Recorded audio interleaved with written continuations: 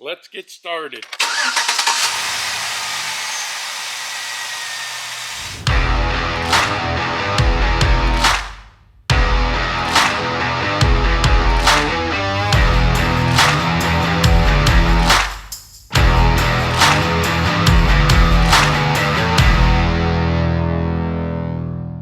Okay, in this episode, we're going to talk about new car dealerships and how to prepare for your visit. We've already remarked on how this can be complicated, stressful, a little bit unnerving. We're going to try to demystify it a little bit, starting with the people at the dealership. So, who's on staff at a dealership? How do they relate to each other? And how are they compensated? Chris, first you're going to deal with a salesperson. All right? The salesperson answers to he's going to handle your transaction. He or she. Right? He or she, I'm sorry. The salesperson is the person you're going to be dealing with, and then the salesperson answers to the sales manager. We'll call this the man behind the curtain. You're also going to be dealing with the finance and insurance manager. We call him the F&I guy. You'll hear the term F&I. That's the guy that handles all the financing, your insurance, your extended warranties, your vehicle add-ons and stuff. And then you most likely not encounter the used car manager or the used car appraiser, but there's going to be a separate person that appraises your trade-in. He's going to give the dealership the value of what they want to take your car in on trade for. And how are these people compensated? Unfortunately, Chris, they're either compensated by commission or bonuses. Or performance-based. Or performance-based. So that when people say commission, they might not get a certain percentage of what the car makes, but they might get so much for every car they sell or so much for how many cars they sell. So as a consumer, you have to be kind of on your game when you're addressing issues with each and every one of these folks? Absolutely. Their interest is their interest. Not your interest. Right. Just remember that. Okay, by way of operations, how do the dealers and manufacturers relate to each other in ways that are sensible for the consumer to understand? So it's not as simple as you would think. You would think if a Chevy dealer wanted to buy 40 pickup trucks, they would just call up and order 40 pickup trucks. There's competition amongst each Chevy dealer to get the premium inventory, and they don't always just get what they want. Sometimes if they want to buy a certain amount of pickup trucks, they got to take a certain amount of another model with them along the way. It's a supply chain, but it's not really simple. Okay. And how does pricing work at a dealership? Well, you got MSRP, the manufacturer's suggested retail price. That's what the manufacturer tells the dealership they should sell the car for. A lot of people think there's thousands of dollars in profit in the MSRP between the invoice, which I'll explain in a minute, and the MSRP. Usually it's a single-digit percentage of what the profit is in the MSRP. Then you have the invoice. The invoice is what the dealership pays for the car from the manufacturer. And then the manufacturer puts what they call, sometimes it's called a holdback, right? If the dealer sells so much of a certain product, they'll get certain model, correct. Not so much the product line, but let's just say a Silverado pickup. If he sells a certain amount of Silverado pickups, he'll get a holdback for as many as he sold, but he's got to get to a certain number. And that number is not in the thousands, but it's usually in the hundreds of dollars. So it's like a bonus at the end of a Yeah, it's not a holdback. It should be named bonus back. Yeah, and it's not if they sell 5. Usually it's like they have to sell 30 or 50 or 70. Depending on their region. Right. Okay, what else affects the price that you're going to pay at a dealership? Rebates, things like that? Oh, so there's rebates and incentives, and these change daily. So you can most likely get all this information right on the manufacturer's website. And each model, it won't be just as simple as what is Nissan offering for incentives and rebates. It would be on each model. And it goes back to the supply and demand chain, how much is in the supply.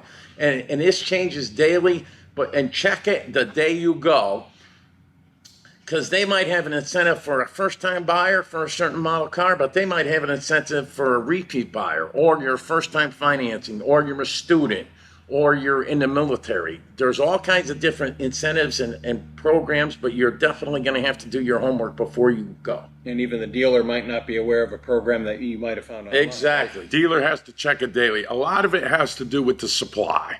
So let's say the manufacturer wants a 90-day supply chain of cars, and all of a sudden they have a 130-day supply. That's when the manufacturer will come out with some incentives to move a few more products. And like Ricky said, usually check it on the manufacturer's website, not the dealer's website. So it seems like there are a lot of price pressures on dealers and perhaps less profit than we thought. So how do these guys make money?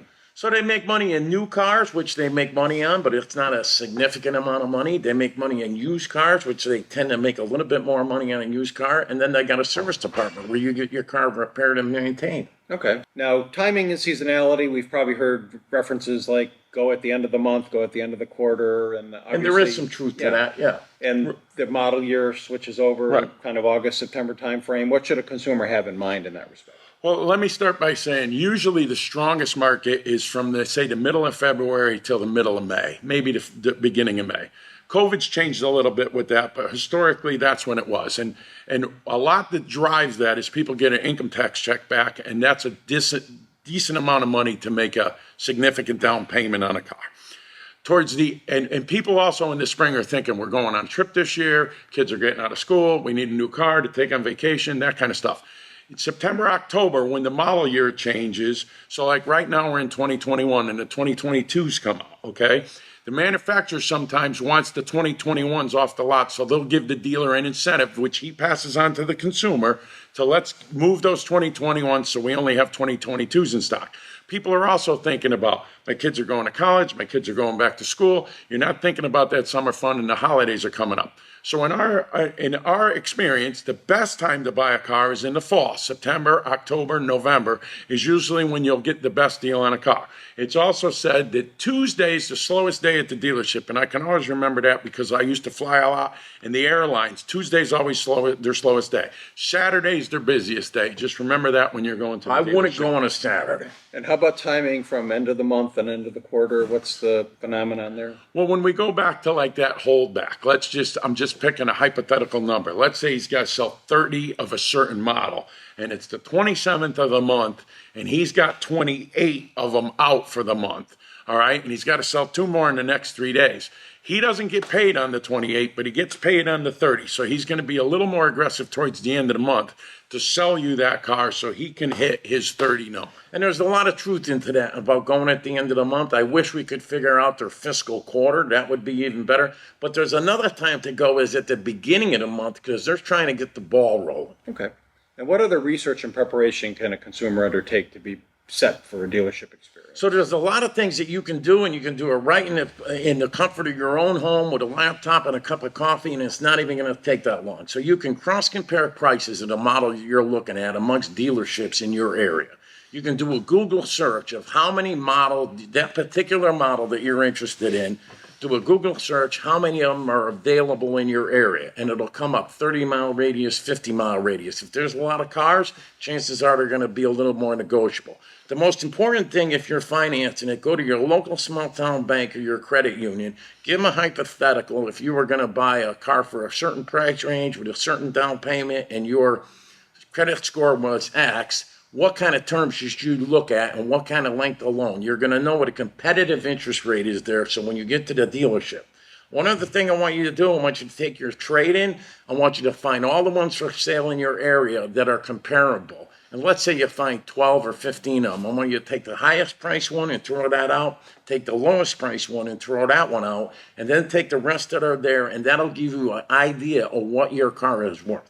And Chris, let me add, when you're doing this research, go to websites like NerdWallet or Bankrate. When it comes to financing, they'll show you for your credit score what a very competitive interest rate is. Now, how about pre-approvals? Is that a good idea or not?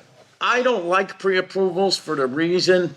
And that's where you go to a bank or credit union for formal pre-approval for financing terms? Correct. And that's why I said when you go to your local bank or your credit union, give them a hypothetical. The only reason I don't like pre-approval is, first of all, they usually have a time date stamp on them, and they're only good for a certain amount of days. But more importantly, every time they run your credit score, it kind of hits your credit score a little. But if you know what your credit score is, which is not hard to find, if you know what your credit score is, give them a hypothetical on how much you want to put down, how long you want your terms to be, what price range, and it's a lot easier that way. Now, Chris, if we're coming down to the wire and you know which car you want and you'd rather get your financing, say at your local credit union or the local bank, and you're ready to commit to this car, it's okay to get pre-approval back. Okay.